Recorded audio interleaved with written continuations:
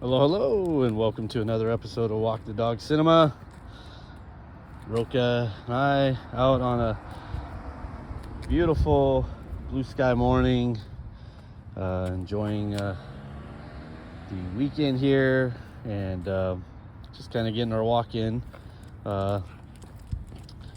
Busy week, work, for me, a lot of technology changes going on in my job, so been learning that stuff, so I didn't get into too many movies, but I did finally get one in, and it's White of the Eye, with Keith David and Kathy Moriarty, and I'd read that this is actually kind of a little bit of a cold underground like thriller. It's made in 87. It is very 80s movie, but it is not a good movie. I wouldn't say it was a complete waste of time. The acting is pretty good. It's just the tone and the pacing and kind of the whole plot of the movie is just not good. The two kills that are in the film, because it is about a serial killer on the loose in Tucson, Arizona, and husband and wife, and how they navigate that, because the husband is the suspected killer.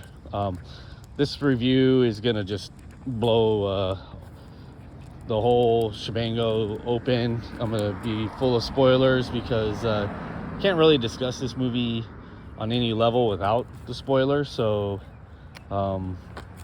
if you have never seen the film and don't want it to be spoiled, then this is pretty much the end of the video for you. But if you want to listen along or see what I thought of it compared to you, be my guest, talking about White of the Eye.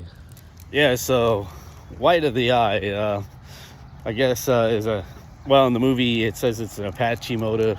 That kind of has some bearing in this film, but like a lot of things, it's all kind of half realized, and I guess I see why this movie kind of has some cult following, and where maybe people can like it, because it is kind of subverts the thriller genre on some level, and it has some like kind of kooky-ish dialogue, and definitely the last 30 minutes just kind of goes bonkers.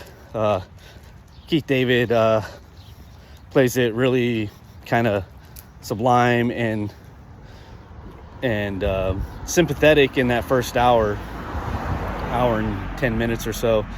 But man, that last 30, he just kind of lets loose and goes like full Jack Nicholson crazy here. But it's really over the top. And then you got another character that the Kathy Moriarty wife character was in love with before she met Keith David's character, and he kind of just shows up and kind of goes bonkers. I mean, it's set up how he reappears in the film, but then there's these flashbacks, and like I said, tonally it's kind of all over the place. And the big spoiler is Keith David is the serial killer, and that's supposed to be like the big revelation, but that's kind of where the movie kind of bites it for me. I don't mind that he's the killer. It's just the way he plays it in that first hour and 10 minutes. Keith David is the main character, so we're seeing it through technically the serial killer's eyes when you kind of get to the end of the film, not through the wife's eyes. And there is no hint at all in the whole movie in any general sense that he's really the killer. And the two kill scenes are brutal, and there's no blood, but they're brutal and they're well done. And it shows that the killer's got like this artistic endeavor to him, like trying to make it sound sophisticated. But when we get to the bottom of it, they try to tie it into like hunting, if you hunt animals and eat them kind of thing, then you're gonna be a serial killer. Like the motivation of him isn't like really there, because not only does he like that we learn he likes to kill his animals and eat them, but he likes to torture them while they're dead. I don't know, like like there's all these weird things. And even Kathy Moriarty's character, it's set up that she's kind of like this hippie pacifist kind of thing, because she tells her daughter, who was just standing up for herself, we don't ever punch people, even if they're bullies to us. And I mean, that's pretty much what she says. I mean, they have a conversation because the daughter is being picked on, and some boy grabbed her Twinkie and smashed it in her face, basically. And when the boy turns around, she punched him in the back. And both Keith David and the mother act like that's like the world's worst thing that's ever happened on the face of the planet. And I get it, it adds it's character setup, but when you kind of add in the motives of the movie, and like you kind of look at that, you know, I guess it sets up that she's gonna act a certain way when she finds out that her husband's the killer, which is to not act at all. As a matter of fact, there's even a strange scene when she finds out that he's been murdering these women, and then his whole, like, why he does it, because they're sinners, and they bring kind of religion into it, but none of the movie has any religious overtones until this exact moment, because it's kind of like a message from God. At least that's what I picked up on. I mean, I'm kind of paraphrasing because it's that kind of general, but you know, and if the director's letting us like put our own things into it, you know, it's going to become a muddled mess, because, you know, yeah, art, you can take things in for yourself and all that, but I mean, this is like abstract painting in a movie in that sense. Like, you know, let me know what you think in the comments if I've completely missed that, because, you know, that was kind of my viewing, and maybe because it was just kind of lulling my brain to sleep in the one sense, because, you know, it's supposed to be like a slow burn movie, but it's a slow burn movie without the burn. You know, it's just slow. It's got pacing issues, and one of them, like with the flashbacks, they're kind of cool on one level, but, you know, they do set character, and they're supposed to be like they're telling the story, but they're all from the serial killer's point of view within it. But then we like get a flashback after he tells his wife, or she discovers that he's this, you know, serial killer, and he essentially then rapes his wife. But the way they do it is they cut to a scene where it looks like they're making love, and it's really jarring, because you think about like what he's done, and then the wife is like all of a sudden in ecstasy, like the best ecstasy she's ever had in sex with her husband here. And then it kind of cuts again, and then you can see that he was like taking her to town from behind, you know, on the bed in such a way that it's rape, like, but it's all kind of implied in one sense. And so it like literally shifts from like this erotic thriller to, you know, like, you know, and then all of a sudden like just full on rape, and like your emotions kind of get slammed all over the place, which then kind of tunes me out, because it's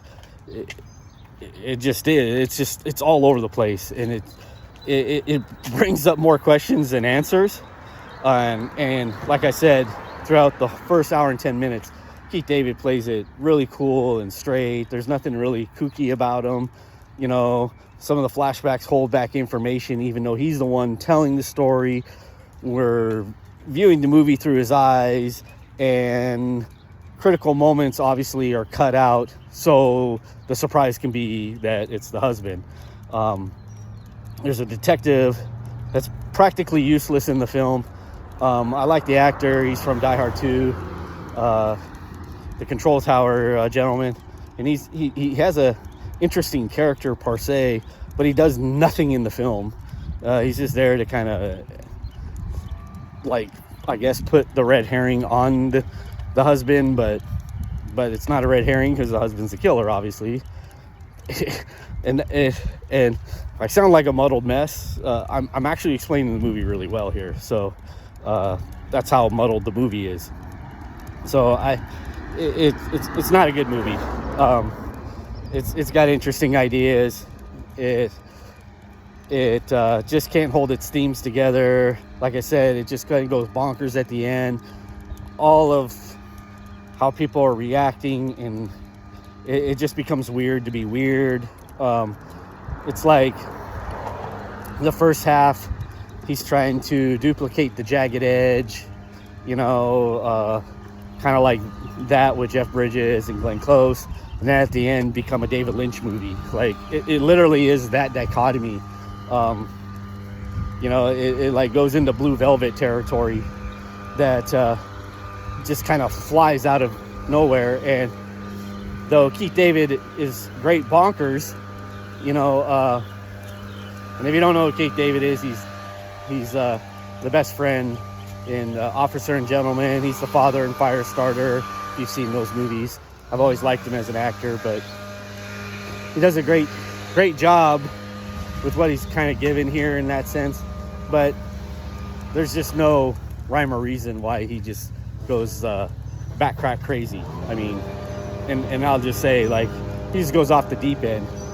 I would have liked to see, like, it would have made more sense to me.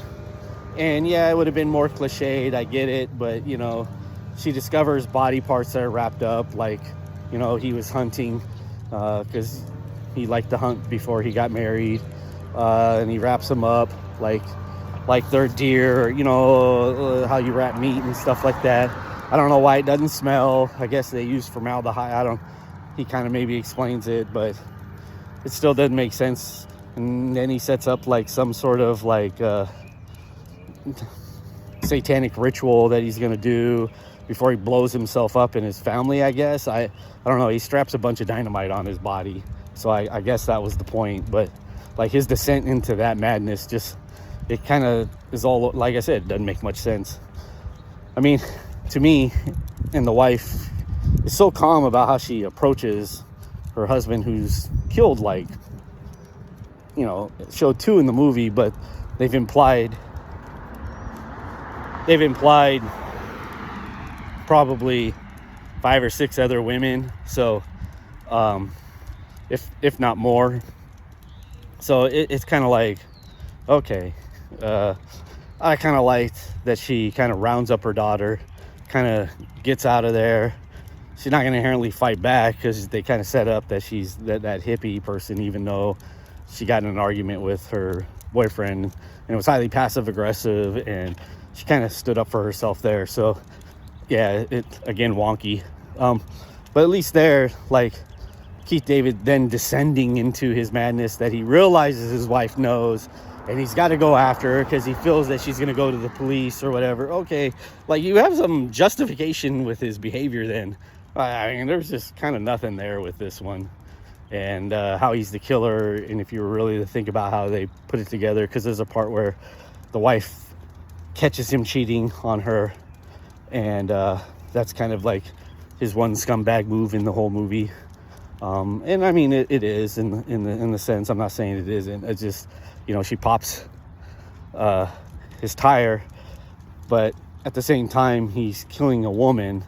So his wife was there, but yet they find him at a diner like 30 minutes later. So how he cleaned up the body, chopped it all up, did all this stuff, set up the crime scene to be highly artistic, but then deal with his flat tire, and no one saw that he was bloody or any. Like I'm glad they didn't explain it, but when you like look back on it, like, it doesn't make sense because the sheriff, like, has an alibi, but he doesn't have an alibi. So it's a muddled mess. Wide of the eye, steer clear of it. Let me know what you think of the movie. I'd be curious to know what other people, if you've ever, but if you've never seen it, stay away. It's unless you like muddled mess movies, it's not worth it. Let me know what you think in the comments below, and if you like what you see, please subscribe. Have a good one, everyone.